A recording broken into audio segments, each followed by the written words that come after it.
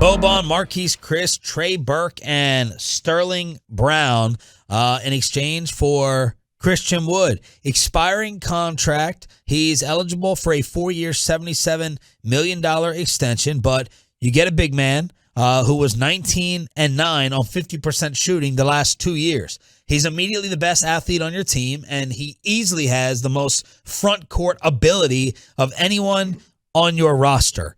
Some of the reaction around the NBA, Kevin O'Connor, the ringer. We're about to see the best version of Christian Wood with Luka. He can finish lobs like Dwight Powell or pop for threes like Maxey and attack off the dribble better than both. It's a contract year, so he's going to be hustling all year on defense too. That's the big knock on him defensively. Huge addition. We got the Magic sign off. You can't do anything unless Magic Johnson tweets about it. Generically, the Mavs are getting an athletic big man in Christian Wood who can score, rebound, and block shots. Just what the Mavericks needed.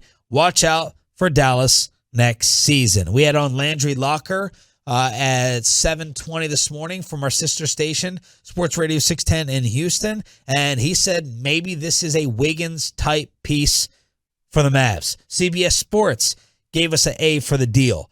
The lowest grade came from ESPN, RJ, with a B-. B- with the grade. Who did it say who did the grade? Yes, Kevin Pelton. Who's that? He's like one of their big basketball writers. He's, if I'm not mistaken, I think he's got a more of an analytics base, although I'm not 100% sure on that one. All right, before we dive into that, Tim McMahon had tweeted out, Mavs Insider, what the plan was. By the way, we're making a lot of Luka Harden comparisons, right? Bassick tweeted this out. In only 8 games with Harden, Christian Wood averaged 22 points on 60% shooting. So a small sample size of playing with a guy like Luka with the Harden comps. Yeah, and then now imagine you're playing with somebody who's actually good at basketball still, which is Luka. And then, as opposed to James Harden, who's washed. And then you have the negatives, bad at defense, attitude issues. The attitude issues are what concern me. And look, 7 teams in 7 years is a problem child. Yeah, it is. And the attitude issues concern me with Kidd. Because if this guy will shut down, as he has, he's been known to shut down, that could be like a, really? Like that's kind of an issue. Because Kidd will ride you sometimes. Oh, yeah. So if he shut down with the Rockets and Silas, what's he going to do with Kidd? Here's what Tim McMahon tweeted. Mavs have 3 priorities going into free agency. Re-sign Jalen Brunson, add a wing who can be part of the playoff rotation, re-sign Theo Pinson, who is no longer eligible for a 2-way deal. So those were the Mavs' objectives, according to Tim McMahon, and he would know. Now the breakdown from ESPN with a B-, which I think is too low. Like Maxey, Wood is capable of filling an increasingly important role in the modern NBA, playing power forward during the regular season, then sliding down to center in the playoffs as teams downsize. He shot a career high 39% last year on 6 attempts per 36 minutes, nearly as many as Maxey's 6.3 attempts. And you have some rim protection. But is he good enough defensively to excel at center or power forward? He can be stretched by smaller, quicker fours out on the perimeter, is a below-average rim protector. Over the last 3 seasons, opponents have made 63% of their attempts in the restricted area with him as the defender. Wow. Ugh. Puts him in the bottom third of big men who have defended at least 500 shots. Now, as Landry told us an hour ago, he's never been in this type of defensive culture, right? There's a reason why this team made the 180 switch defensively from Carlisle to Jason Kidd.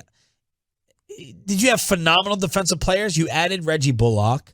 Luka got a little bit better defensively, but Jason Kidd has to be credited for a lot of that, and hopefully that rubs off on Christian Wood. You hope so. You hope it does. You hope that he gets to a good team that's going to contend, and he'll put any issue he has to the side. We also know that we've seen that always isn't the case. That sometimes issues are there for a reason, and they're not problems, if you want to call them that, because they're losing. They're problems because they've got issues in their own life or issues with their own mindset, their own personality, whatever. Wood's offensive fit should be comfortable, provided he's comfortable playing less with the ball in his hands than he did for the Rockets. In some ways, Wood is the front court fit with Luka that Dallas hoped Porzingis would become. Comfortable keeping the paint free for Luka's drives while also retaining the option of punishing mismatches down low. Only Karl Anthony Towns averaged more points per chance on at least 100 pick and pop plays last year than Wood. That is music to your ears.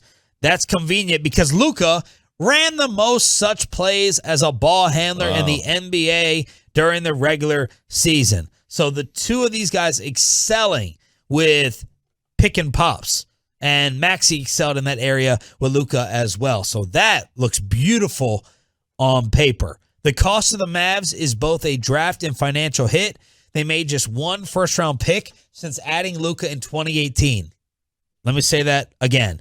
They've made just one first-round pick, Choppy, since adding Luka in 2018. That was Josh Green. Wow. A streak That's like the LA Rams. A streak that will likely continue through at least 2023. So that's a little bit of the write-up for the Mavericks. They will have to add some young talent to the mix, which means buying into the second round and having success with undrafted free agents. The 5 players the Mavs sending out would have cost nearly as much in this year as Wood. So there you go. That's the write-up from ESPN. Mavs still have to fill those spots.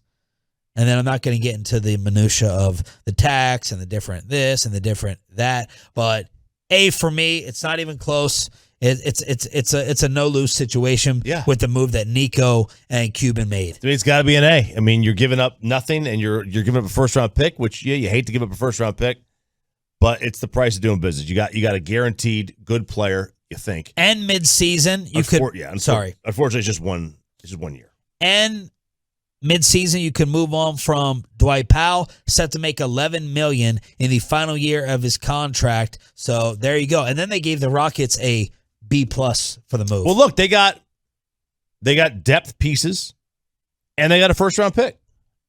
That's it. And they're freeing up room to play a prospect that they have and the number 3 selection. Yeah, this is a good trade for Houston. You know, they can get rid of somebody that was going to play. He was good enough to play. They get guys who are depth guys, and they're getting a first-round pick. And that, to me, is for them, for a rebuild, the pick is more important than the player at this point.